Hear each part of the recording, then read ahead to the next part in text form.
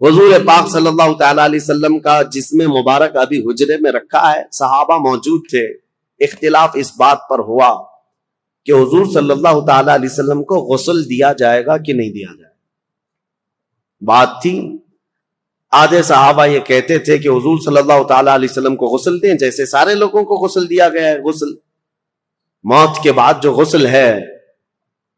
اب حضور صلی اللہ تعالی علیہ وسلم کے لباس پاک کو کوئی ہٹائے، حضور کے لباس کو کوئی ہٹائے اور کوئی دوسرا غسل دے، ان معاملات کو لے کر کے صحابہ حجرے میں کھڑے ہو کر کے آپس میں یہ باتیں کر رہے تھے۔ یہ اختلاف مذموم نہیں، محمود تھا۔ بعض کہہ رہے تھے غسل دیا جائے، بعض صحابہ کہہ رہے تھے نہیں، نبی پاک صلی اللہ تعالی علیہ وسلم نور علی نور، اللہ کے رسول صلی اللہ تعالی علیہ وسلم اسی حالت میں دنیا سے جائیں گے۔ صحابہ میں یہ بات ابھی چل رہی تھی، حدیث شریف ہے، صحیح حدیث ہے بخاری کی، کہ اچانک وہ حجرے میں جتنے کھڑے صحابہ تھے، چھوٹا حجرہ تھا، بہت سارے لوگ اندر آ نہیں سکتے تھے، جتنے صحابہ کھڑے تھے وہ کہتے ہیں ہم کو غنودگی طاری ہوئی، نیند آ گئی، آنکھیں جھپکی اور سب کے سب وہاں پر اونگنے لگے۔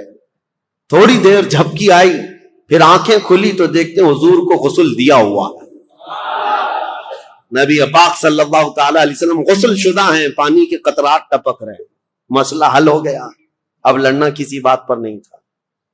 دوسرا اختلاف اس بات پر ہوا کہ نبی پاک صلی اللہ تعالی علیہ وسلم کو کہاں دفن کیا جائے۔ بعض صحابہ کہتے تھے مکہ میں لے جائیں، ان کا آبائی وطن ہے۔ بعض کہتے 30,000 کے قریب انبیاء اکرام بیت المقدس کے آس پاس دفن ہیں، حضور صلی اللہ تعالی علیہ وسلم کے بھائی ہیں سارے انبیاء، وہاں لے جا کر کے دفن کریں۔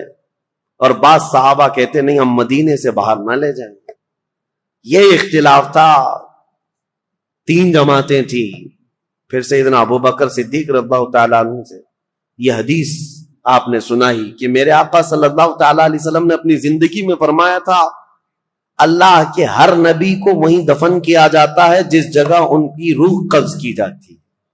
مسئلہ حل ہو گیا۔ فرمایا کہ حضور صلی اللہ تعالیٰ علیہ وسلم کی روح پاک یہاں قبض کی گئی، حضرت عائشہ کے مکان میں، تو اب یہیں دفن ہوں گے۔ اس بات کا بھی خلاصہ ہوا۔ اب ان کے بعد حضور اکرم صلی اللہ تعالیٰ علیہ وسلم کی تدفین کے بعد نماز جنازہ کے بارے میں بہت سارے لوگ پوچھتے ہیں، حضور کی جنازے کی نماز کیسے ہوئی؟ وہ ایک ساتھ جمع غفیر کے نماز ادا نہیں کی گئی تھی، بلکہ حضور صلی اللہ تعالی علیہ وسلم کے جسم پاک کو حجرے میں ہی رکھا گیا تھا، اور صحابہ کی ایک ایک جماعت آتی تھی، نماز پڑھتی تھی اور چلے جاتے تھے۔ بلکہ یہ نماز جنازہ، اس نماز جنازہ کے بارے میں بھی صحابہ میں باتیں ہوئی کہ کون پڑھے گا، کون پڑھائے گا، کس طرح۔ اب اس میں پھر حضور کی ہی ایک روایت، حدیث صحابہ نے سنائی کہ اللہ کے نبی نے فرمایا کہ تم سب کے سب میرے حجرے سے باہر چلے جانا۔ سب سے پہلے حضور صلی اللہ تعالی علیہ وسلم کے جسم اقدس کے پاس نماز جنازہ کے لیے کوئی اور نہیں، جبرائیل امین آئیں گے، سید الملائکہ حاضر ہوئے فرشتوں کی جماعت کے ساتھ۔ پھر ان کے بعد حضرت میکائیل علیہ السلام، پھر حضرت اسرافیل علیہ السلام، پھر حضرت اسرائیل علیہ السلام، انہوں نے نمازیں ادا کی فرشتوں کی جماعتوں کے ساتھ۔ اور ان کے جانے کے بعد پھر حضرت ابو بکر صدیق اندر آئے صحابہ کی جماعت کے ساتھ، پھر ایک کے بعد دیگر صحابہ داخل ہوئے اور سبوں نے اپنی اپنی نمازیں ادا کی۔ اب یہاں ایک مسئلہ بتاؤں، نماز جنازہ جو ہوتی ہے وہ میت کی بخشش اور اس کی مغفرت کی دعا کے لیے ہوتی ہے۔ اب رسول پاک صلی اللہ تعالی علیہ وسلم کی نماز جنازہ پڑھنے والے حضور کے لیے مغفرت کی دعا کرنے گئے تھے، حضور کی بخشش کا سوال کرنے گئے تھے۔ ارے وہ رسول جو ہاتھ نہ اٹھائے تو قیامت میں کسی کا حساب نہ ہو۔ نماز جنازہ 2 طریقے کی ہے، اسی لیے فرمایا گیا نماز جنازہ میں حاضر ہو جاؤ، تمہاری کثرت جو ہوگی، تمہاری جماعت ہوگی، تم اس کی مغفرت کی دعا کرو گے، اللہ میت کو معاف کر دے گا، ایک روایت۔ اور فرمایا اگر کوئی بہت نیک انسان کا انتقال ہوا تب بھی جنازہ پڑھو، اس لیے کہ جتنے شریک ہوں گے ان کے گناہ معاف ہو جائیں گے۔ تو وہاں یہ مسئلہ بھی حل ہے۔ رسول کریم صلی اللہ تعالی علیہ وسلم کے نماز جنازہ میں جو گئے تھے وہ سب کے سب مستفیض ہو کر کے آئے، حضور سے انوار و برکات لے کر کے آئے۔ دفن کی بات، بدھ کے دن حضور صلی اللہ تعالی علیہ وسلم کی تدفین ہوئی، 2 دن کے بعد، پیر کے بعد سے لے کر کے بدھ کے دن تک نبی پاک صلی اللہ تعالی علیہ وسلم کے کثیر صحابہ تھے، نماز پڑھنے میں ہی یہ وقت نکلتا رہا۔ اور تدفین کے بعد اب جو معاملہ سب سے پہلے درپیش ہے مسلمانوں کی امامت کا، مسلمانوں کی عمارت کا، حضور کے جاتے ہی اختلافات اس قدر ہو گئے تھے باہر صحابہ میں نے، دیگر لوگوں میں جو نفس پرست لوگ تھے، کچھ تو نبوت کا جھوٹا دعویٰ بھی کر بیٹھے ہیں۔ حضور کے جاتے ہی اسود عنسی نام کا ایک شخص کھڑا ہوا، مسیلمہ کذاب ایک شخص کھڑا ہوا، اور لوگوں میں کثرت سے وہ اپنا انفلوئنس بڑھاتے ہوئے، اثر و رسوخ بڑھاتے ہوئے لوگوں کو اپنی طرف مائل کیا، میں اور سچا رسول ہوں، میں اور سچا نبی ہوں، ایسا سہولت دینے لگا۔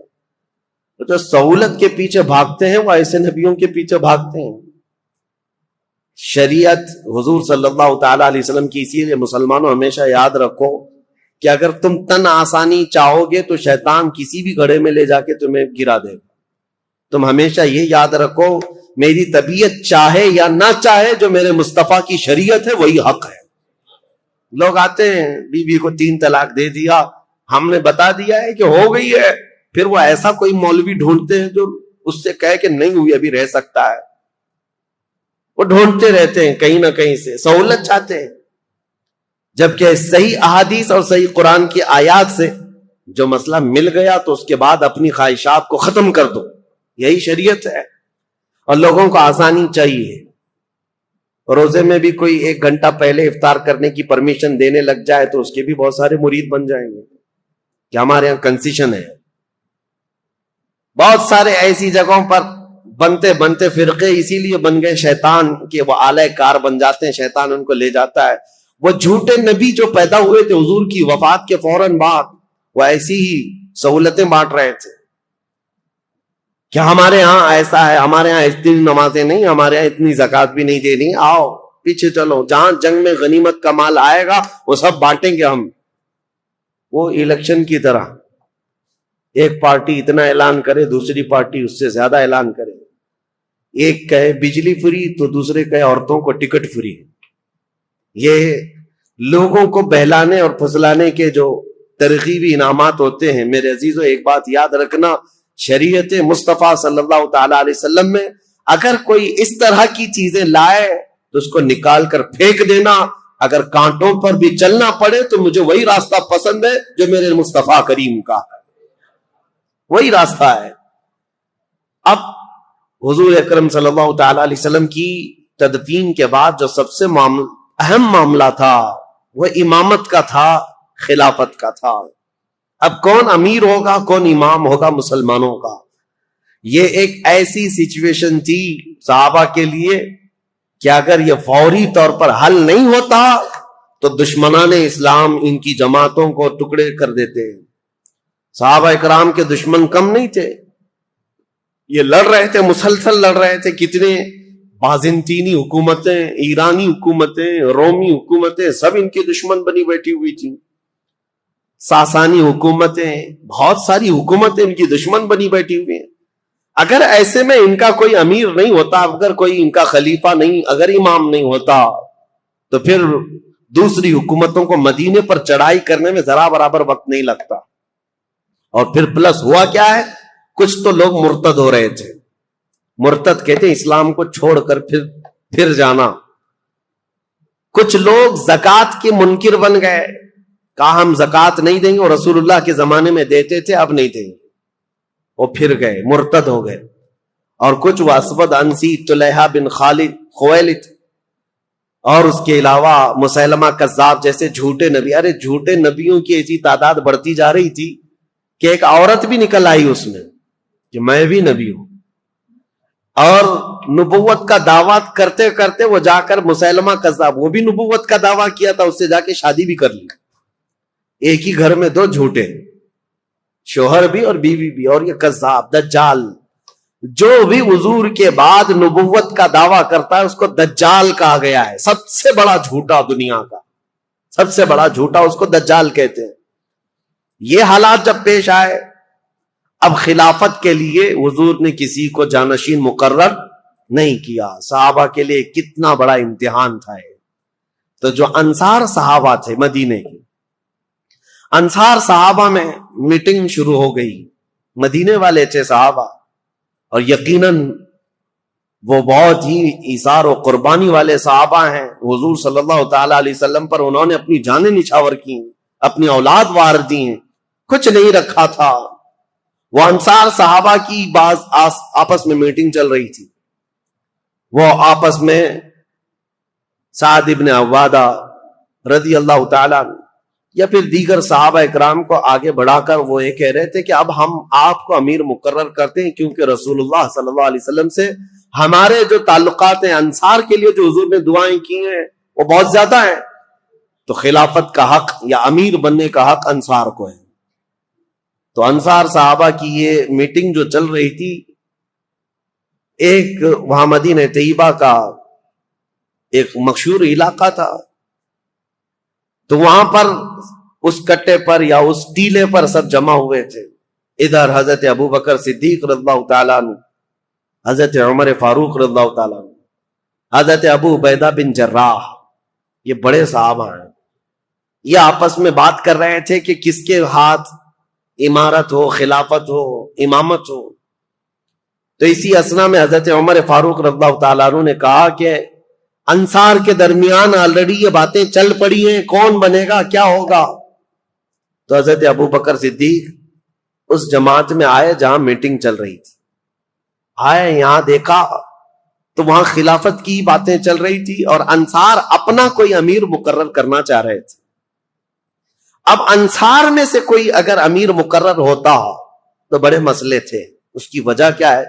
مدینے میں دو خاندان ہیں، اوس اور خزرج. میں نے سیرت کے بیان میں سنایا ہے، اوس اور خزرج یہ دو خاندان ہیں، اور یہ صحابہ انہی دو خاندانوں میں سے ہیں. آج تک وہ خاندان موجود ہے مدینے میں، اوس اور خزرج. اور دونوں کی اتنی سخت لڑائیاں تھی کہ یہ دونوں قبیلوں میں 120 سال تک لڑائی چلی. عرب کی مشہور جنگ اوس اور خزرج کے بیچ میں. لیکن وہ دائرہ اسلام میں داخل ہو گئے صحابہ، حضور صلی اللہ تعالی علیہ وسلم کے دامن رحمت سے وابستہ ہو گئے. لیکن اب انصار صحابہ میں دونوں قبیلے ہیں، اوس بھی ہے، خزرج بھی ہے.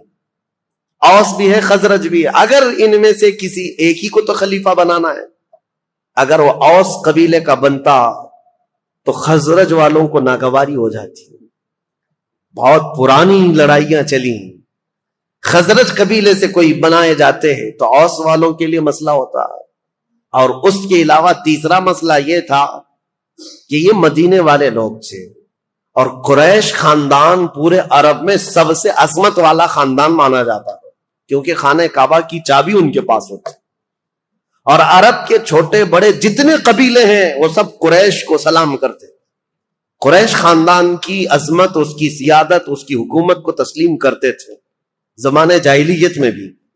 اب قریش کے علاوہ اگر کوئی دوسرا بن کر آتا تو جو چھوٹے موٹے قبیلے ہیں وہ کبھی سردار تسلیم نہیں کرتے.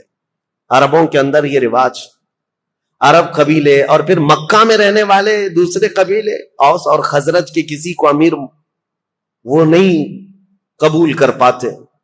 حضرت ابو بکر صدیق کی دانائی تھی، دور اندیشی تھی، وہ سب حالات جانتے تھے. سیاست اسی کو کہتے ہیں، اصل سیاست. اس کے بعد حضرت ابو بکر صدیق آئے. ثقیفہ بنی ساعدہ جو علاقہ ہے وہاں پر، وہ جو ٹیلا ہے وہاں پر سارے انصار صحابہ تھے. کھڑے ہو کر حضرت ابو بکر صدیق نے خطبہ دیا. وہ ایسا خطبہ تھا سب کے رونگٹے کھڑے کر دیے. ابھی ابھی حضور کے جانے کا غم تازہ تھا اور سارے صحابہ جانتے تھے سب سے زیادہ حضور کے ساتھ رہنے والے حضرت ابو بکر ہی تھے. حضرت ابو بکر نے یہ نہیں کہا اے لوگوں میں خلیفہ بننے آیا ہوں، نہیں، ایک جملہ بھی نہیں فرمایا. یہاں میں تاریخ کی سچائیاں آج رکھ رہا ہوں آپ کے سامنے. ان جھوٹے کالے لوگوں کے اوپر یہ زناٹے دار تھپڑ ہے جو حضور سیدنا ابوبکر صدیق